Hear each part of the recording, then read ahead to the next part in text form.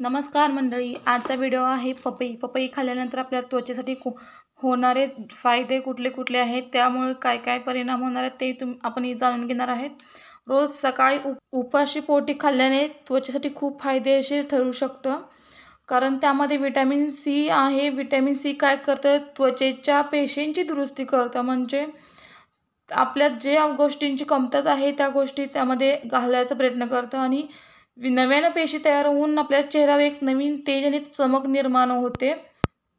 पपई खाल्याने डिटॉक्स करते. पपई हे डिटॉक्स करण्याचा प्रयत्न करते. विटॅमिन सी असल्यामुळे यामध्ये त्वचेच्या समस्या सगळ्या कमी होतात.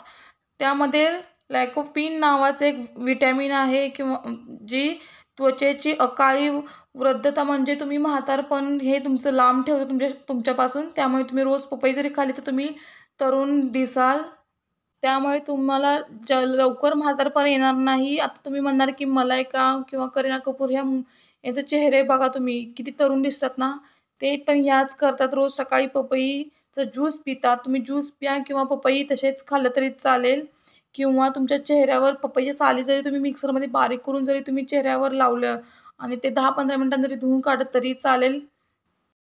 पपई खाल्ल्यानंतर आपल्याला पिंपलचं प्रमाण आहे ते कमी होणार आहे. पिंपल्स असतील तर पूर्ण नाहीसे होणार आहेत. पिगमेंटेशन जर तुम्हाला असेल तेही तुमचं कायमचं नाहीसं होणार आहे.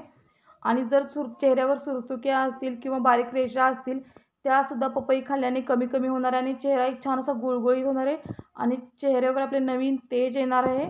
ते दिसताना इतकं छान कोरियन ग्लास स्किनसारखं दिसणार आहे. इथे थोडक्यात आपलं वय जर जास्त असेल तर ते कमी दिसण्याचा प्रयत्न इथं होणार आहे.